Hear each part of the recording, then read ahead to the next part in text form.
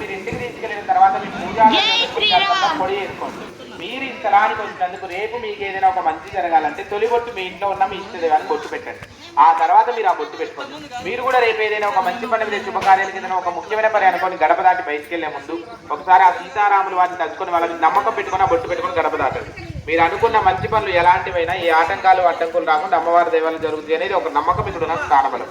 వాటిని మీరు పొడి చేస్తే మీరు వాడే పసుపు కుంకాలు కలుపుకోండి. ఎక్కువ రోజులు ఉంటాయి. పొడి చేయలేక దండం పెట్టుకుని వెళ్ళండి. పర్ణశాల నుంచి సీతమ్మ వారు ఇక్కడికి ఎందుకు వచ్చారనేది అక్కడ ఒక గైడ్ చెప్తున్నారు, వినండి. అమ్మవారి నదిలో స్నానం చేసుకొని ఆరేసుకున్న చీర గుర్తులు ఈ రాతికి మధ్యలో ఎక్కడా ఉండవు. ఈ రాతికి ఆ చివరి అంచులు ఉంటాయి. అక్కడ వాళ్ళు దండం పెట్టుకున్నారు చూసారా, ఆ చివరి అంచులు ఉంటాయి. అవి కూడా 5 రంగులతో 20 గజాల పొడవునా ఉంటాయి. వాటిని నార చీరలు అంటారు. వనవాసానికి కట్టుబట్టలతో వచ్చిన రాముల వారు సీతమ్మ వారు ఇక్కడికి వచ్చినాక కట్టుకున్నాయి నార వస్త్రాలు. వాటిని నదిలో తడిపి రాతిపై ఆరేస్తే రాయంతా కూడా అట్లా మారిపోయింది. మీరు ఆ చివరికి వెళ్తే ఆ పెద్ద ఆయన ఆ చీర గుర్తులు అనేది మీకు చూపిస్తాడు. ఈ మధ్యలో పసుపు కుంకాలు ఉన్నాయి, కనపడుతుందా? రాముల వారు సీతమ్మ వారి రాతిపైకి వచ్చిన తర్వాత కాలక్షేపంగా కూర్చొని ఆడుకునేవారు. వాళ్ళు ఏమాట ఆడుకునేవారు ఈ రాతిపైన అంటే వాటిని వామన గుంటలు అంటారు. అటు ఏడు ఇటు ఏడు 2 వరుసలతోటి 14 గుంటలు చేసుకొని ఆడుకునేవారు. వాళ్ళు లేని సమయంలో ఒక మునీశ్వరుడు రాతిపైకి వచ్చి అసలు నిజంగా సీతారాముల వారి రాతి మీదకి వచ్చారా, అసలు వచ్చింది వాళ్ళ తిరిగింది వాళ్ళ కాదని అనుమానం పెట్టుకుని ఇక్కడ ఉన్న గుర్తులన్నింటినీ తొక్కేసి అక్కడికి వెళ్ళి అందులో నుంచి 10 గుంటలు పలగొట్టాడు. ఆయన అక్కడ 10 గుంటలు పలగొట్టిన పాపానికి అక్కడే రక్తం కక్కుకొని చచ్చిపోయాడు. ఆయన వల్ల 10 పోని ఇప్పుడు ఇంకా 4 గుంటలు ఉన్నాయి. మరి మీ అందరికీ మధ్యలో ఒక నల్లని ఆ చారిక కనపడుతుందా? పూజ చేసి ఆ కనపడే నల్లని చారిక రాముల వారి ఉత్తర్యం. నడుముకు చుట్టుకొని భుజానికి వేసుకున్న పైపంచ పైకండు అంటారు. 40 గజాల పొడవు ఉంటుంది. ఆయన భుజానికి ఉన్న కండవని తీసి రాతి మీద ఎలాగైతే ఆరేసారో రాయంతవరకు అట్లా మారిపోయింది.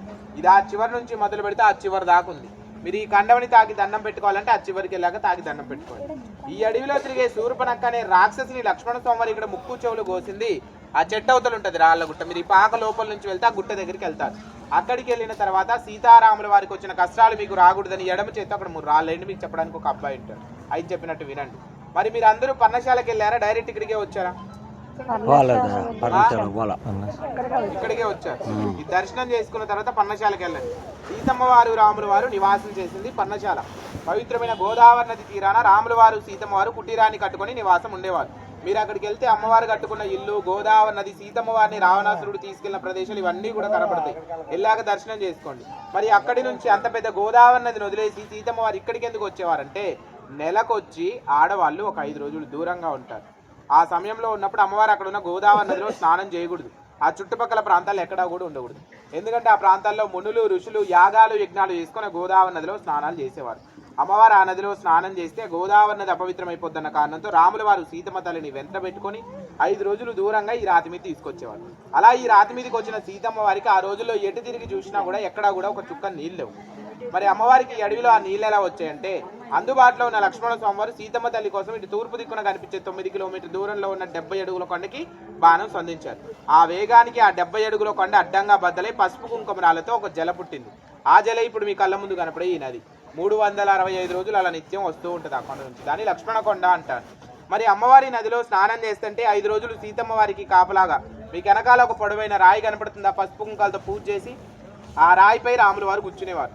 అది రాముల వారు కూర్చున్న రాతి సింహాసనం అంటారు. కింద రాముల వారి పాదాలు ఉంటాయి. వెళ్ళేటప్పుడు పాదాలని తాకి దండం పెట్టుకోండి.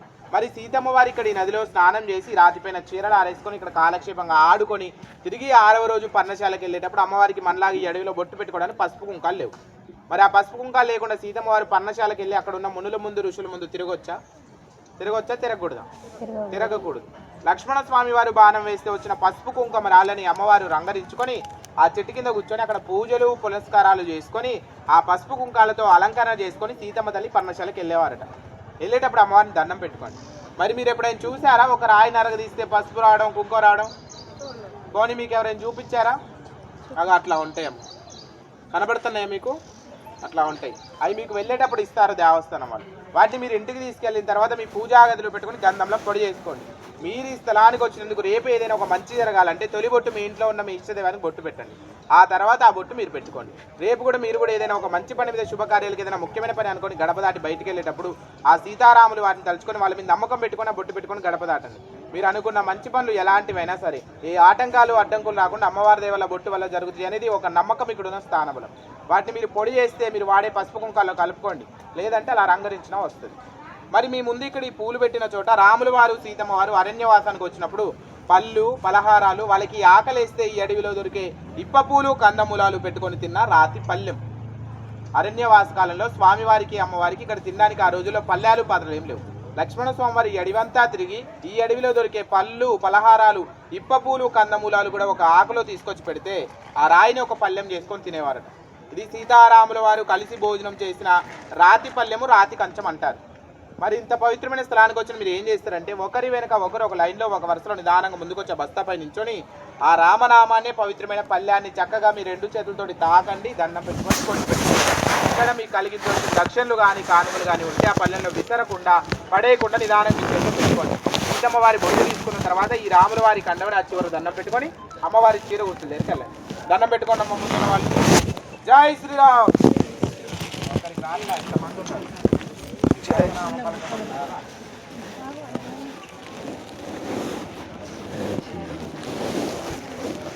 చెప్పే మాటల్లో లీనమై ఉన్నాం. జై శ్రీరామ్ అనే పదరా ఆయన వినడం మీద దృష్టి పెట్టి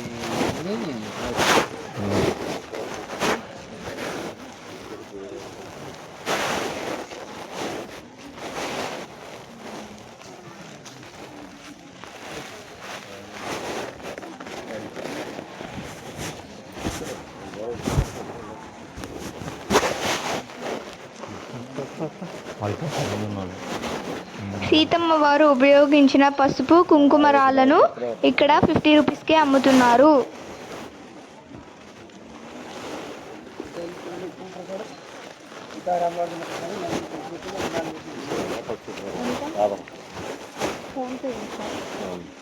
వెనక్కి రాదు, ముందు రాదు, నువ్వే రాదు.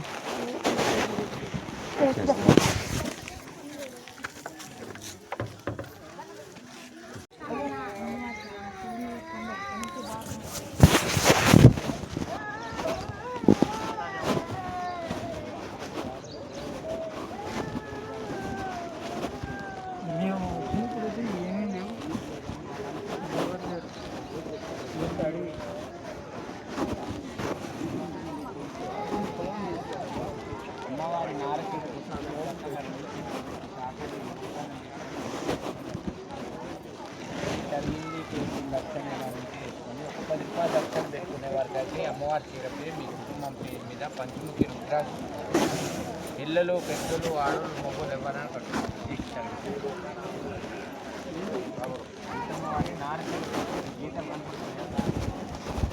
అందుకే ఎదురుగా నిలబడి ఇక్కడ తాకి దండం పెట్టుకుంటారు నామాన్ని ఎదురుగా. అమ్మవారి చీరపై ఒక 10 రూపాయలు దర్శనం పెట్టుకునే వాళ్ళకి అయితే పంచముఖి రుద్రాక్ష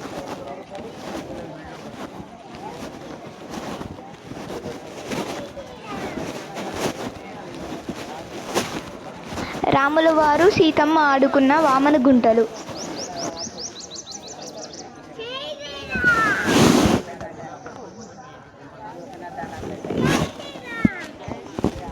ఫోటో వీడియో ఇస్తుంది.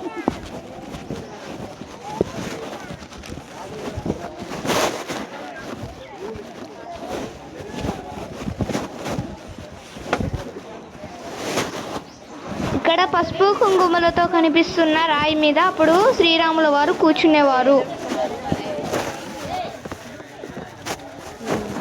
బట్టలు ఆరేసినాక ఎండేంత వరకు ఇక్కడే ఉన్నారంటగా కూర్చొని. ఇప్పుడు ఆమె పాదాలు పెట్టుకుంది అక్కడ. ఇప్పుడు అక్కడ మొక్కితే ఆమె పాదాలు మొక్కినట్టు మనం అన్నందుకు ఆమె పాదం స్పృశించిన నేల, పాదం తాకిన నేల. ఎండలు ఉన్నప్పుడు అక్కడ ఆడటానికి కూర్చో. ఎందుకు పడ్డది మరి రాళ్ళ గుట్ట చెప్పు. రాళ్ళ గుట్ట ఎందుకు పడ్డది? సూర్పు నాకు వచ్చినప్పుడు చెవులు ముగ్గు వచ్చారు ఈడ. ఆమె ఎందుకు వచ్చి వీళ్ళ మధ్య జిగా పెట్టినా వచ్చిన వాళ్ళందరూ తల ఒక రాయేస్తాను అనమాట ఆమె మీద. అప్పటి నుంచి ఇప్పుడు వరకు రాయేస్తుండే తప్పు పని చేసిందని. సూర్పు నాకు ఎవరు? సూర్పు లేవు, ఆడనే క్వశ్చన్లు.